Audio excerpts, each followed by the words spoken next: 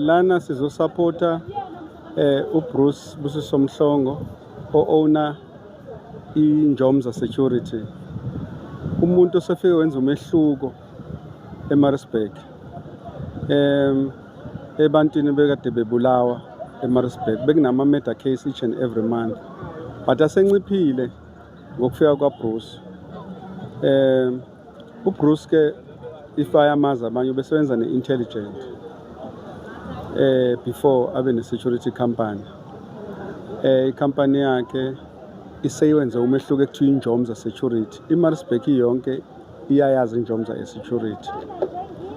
Manje sekukhona into eseyivukile ukuthi bavele bamthwesitshe bamkhandela uzungu.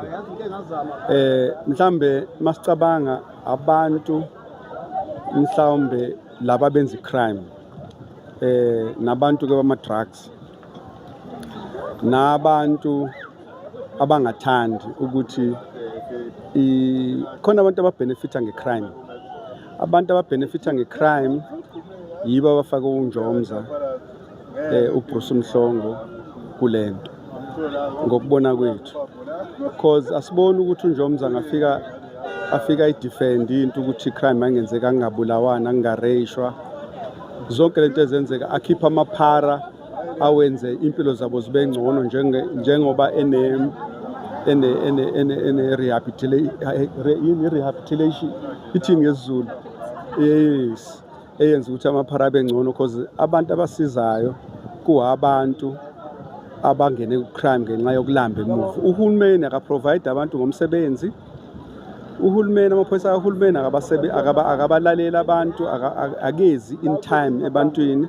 iNjomza Security comes in time, is helping people, is protecting people, is unika ithemba kubantu, une program eyenza ukuthi abantu baphume kuma drugs, baphume kuzinto ezimbi, wenza ukuthi abantu babuyele ithemba because kulo hulumeni okhona abantu abasenathemba, abantu balahlekelwe ithemba. iNjomza ifikile ne-security system yalahlekelwa ithemba. Namanje nje kakhona amacala khona iMadlanga Commission is because i-security yase-South Africa is weak, is very weak. Ilayeliza nama-drug cartels and isiyasicindazela i-security yase-South Africa. Asazi uhulumeni onjani ofuna ukuthi abantu base-South Africa bacindazeleke. Most i-risk i-security yokuthi singabi nayo intelligent right eyenza abantu babe safe base-South Africa. Namaphoyisa wakhona asebenzisana nezigebengu. Sesibonile kuMadlanga Commission ukuthi baningi abantu abanobugebengu abakuhulumeni abenza ukuthi abantu bangabi nathemba bobulalane bodwa, nepolitiki eyenza ukuthi abantu babulalane bodwa. Abantu bepolitiki sebebulalana nje besuka organization eyodwa noma besukaphi ngenxa yokuthi i-intelligence system ne-security system yase-South Africa is very weak and ayisizi. Sabona-ke thina abantu baseMaritzburg ukuthi asisupporte iNjomza ngoba seyisize kakhulu.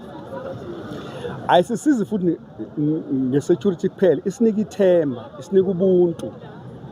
Umuntu onobuntu sebemthwesitshe, sebembeke amacala almost 7 angawazi. And kusiza ukuthi umuntu osiza i-community acindazele kanje emhlabeni. Uhulumeni abantu siyacela ukuthi abantu bangarely kumuntu ongakwazi ukusiza i-community. Abarely kwiNjomza Security abantu base-Maritzburg namaphethelo ne-South Africa yonke. I-security enjenganeNjomza i-security ongayethemba. Noma ngabe uBruce uboshiwe yena eziyena, kodwa nabantu aba-trained, abantu aba-intelligent, abantu abakwazi ukwenza izinto ezi-right ukuprotect abantu base-South Africa. Asisupporteni iNjomza now and forever. uBruce simvikelena ngaye ejele ngento angayazi because bamkhandela uzungu netulo. So namhlanje njengoba uBruce kade necala khona la enkantolo ephakeme yase-PMB, engabe inkantolo iphethe ngokuthini noma mhlawumbe nina njengaba supporters kaBruce, ngabe inkantolo ihamba ngendlela enifisa ukuthi ihambe ngalo noma kwamanje kusaphethe? Lenkantolo bangibheka iyakubona lokho ziqala lokucala esasize kulo bamnika ibail ka-20,000 kokuthiwa ubulele uthisha uprincipal. Namanje sebeze namanye-ke abawakhandile amacala ase-6 or 7 sebezikhandela amanye amacala nakhona angena evident, authentic evidence, into authentic engenangcelekithi yayo bengawazi ukuthi bawa-create kanjani because babala ko-Kokstad ejele phakathi because sazi i-Kokstad li-protected. If ke khona ileak ekhona e-Kokstad kukhona abantu uNjomza angangena e-Kokstad athenga abantu into engekho leyo. So ke sibone ngoba inkantolo iyakwazi ukumlalela seyimlalelile ngoba uNjomza unento eziningi bafethu uNjomza uqashe abantu abangaphezulu kuka 1000 abaqashiwe.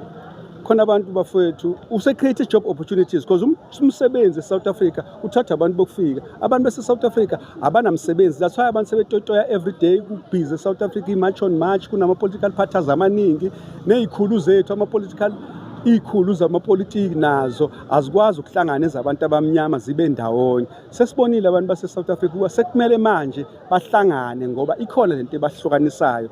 Abantu abaningi ababahlukanisayo mhlawumbe bahlukaniswa abelungu ngoba abelungu kade basahlukanisa namanje. Abantu base-South Africa bakuyeke manje ukupolitika bavele bayimele bahlangane kube nomuntu oyedwa. Sisupporteni futhi nomkhwanazi because nomkhwanazi sesibonisile ukuthi singayimela, singakwazi siyimele sebantu base-South Africa singadependi kuhulumeni wepolitiki. And ngoba ipolitiki ayisisi ndawo nobo president akumele nje sike supporteni amakhosi, sike supporteni ingqilithi yethu, sibuyele back to standard easy where sasupportana sizana kube yikokhona dala lento ekuthiwa i-barter system. Abantu abasasizana basabingelelani, asibuyeni ebuntwini, singalahlekiswa ipolitiki because nabo labo bepolitiki bayabenefita kodwa thina sibenefit lutho silwa soda la kwi-floor kodwa akekho umuntu osiza omunye kodwa sibulalana sisodwa njengoba nala abantu abakhandela omunye umuntu omnyama uzungu ukuthi angakwazi ukusiza abantu abamnyama. Siyabantu abamnyama, siyabantu besingoni, asingaxatshaniswa abantu. ISouth Africa ayibe match, ayizwane, abantu besingoni abazwane ukuze singangena njengakwamanye amazwe. Akekho umuntu ofika kwizwe afike engane support yezwe lakhe. Izwe lethu asisupporteni sonke bafowethu, sisupporte lo muntu omnyama wenzeka lokho. I think sengiyakwenye manje kodwa okugcina nje engizokusho ukuthi bafowethu iNjomza security asisupporteni, uBruce asimsupporteni because useshintshile ukubonisile ukuthi uyakwazi ukuyiprotecta iMaritzburg neSouth Africa ngayiprotecta mangibheka ngendlela enza ngayo eMaritzburg.